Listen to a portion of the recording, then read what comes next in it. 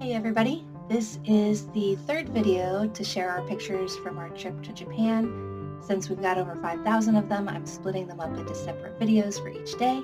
Hope you enjoy!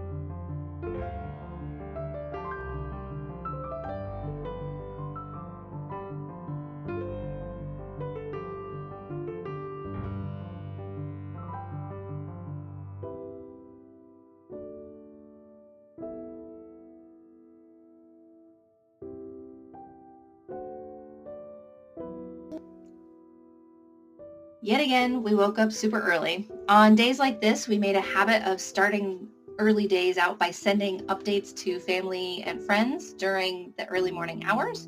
Since it was afternoon on the prior day for them, we were contacting them from the future. And then, of course, we even made a few phone calls. The hotel breakfast was again very delicious. Instead of salad with lettuce, there was vermicelli rice noodle salad, which was really tasty. And instead of meatballs, there was hamburg, which was a kind of meatloaf in the shape of a tiny hamburger patty. This would come to be a common offering that we would see throughout our trip.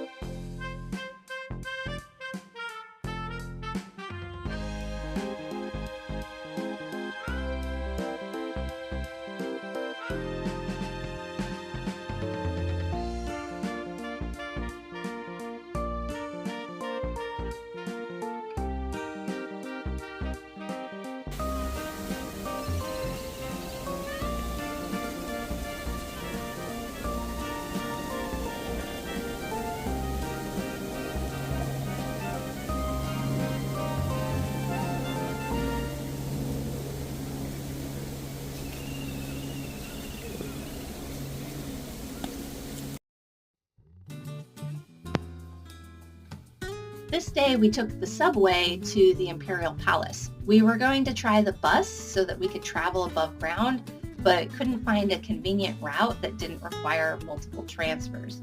The train was just as easy as the prior day though, and we even got our transit passes loaded up so we could scan them in and out versus purchasing individual tickets. We did hit rush hour this time, so the trains were really full, but we still didn't feel any sense of chaos. It was just really organized.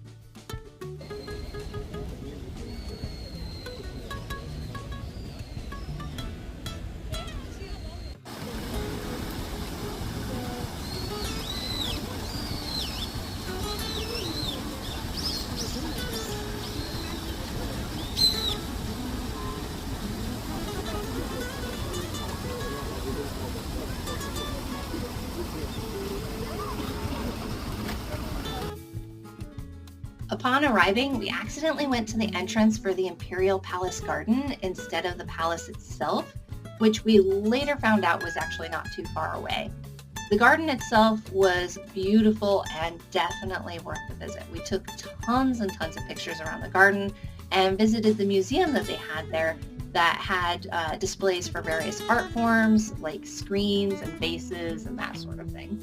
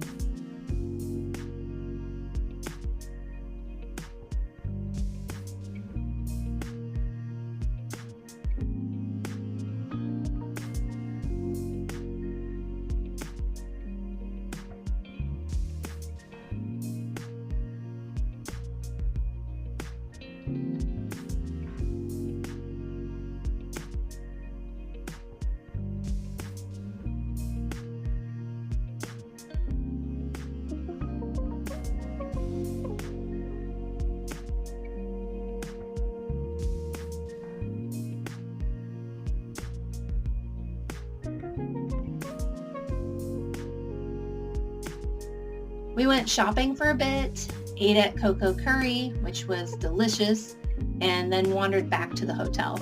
On the way, we had some amazing cake at the train station that we'd actually seen earlier. It was light, fluffy, and had strawberries.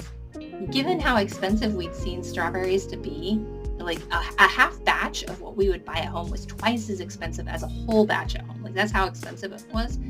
We thought we'd satisfy our fruit craving via the cake, and we were not disappointed.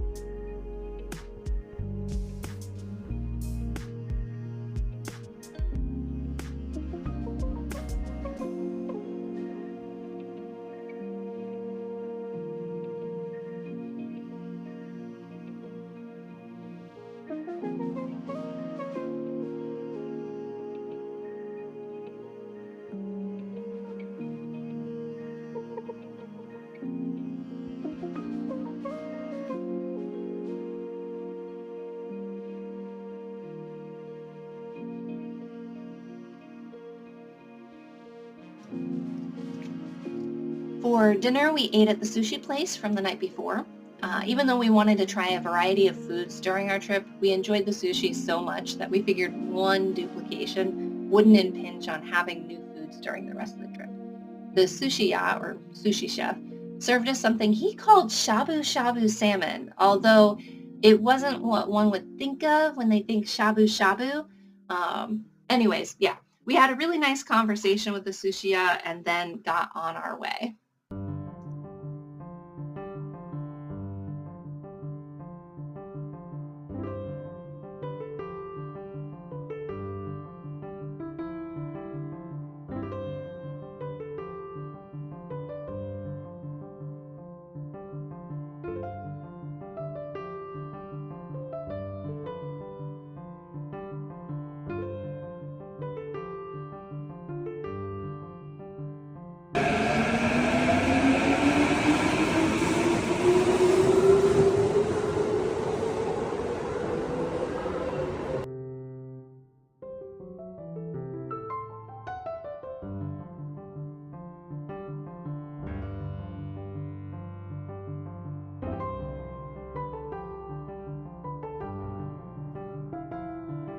We hit up a 7-Eleven on the way back to the hotel to get some snacks, donuts, beer, and sake. I did find out I don't like canned sake, which I found out the next day when we met with my sensei that canned sake is really just something that college students buy as a cheap way to get drunk. So it's not meant to be good. Anyway, we cruised the shops and spoke with a Japanese shop girl who spoke great English. She lived in New Zealand for 4 years, so you could really hear the New Zealand accent. On the way back to the hotel, we got ice cream from a local konbini and walked through some dark alleyways. Doing this, we actually came across the Yomiuri rocket coaster at Hanayashiki, which we found out was actually supposed to be the oldest roller coaster in Japan. Pretty cool.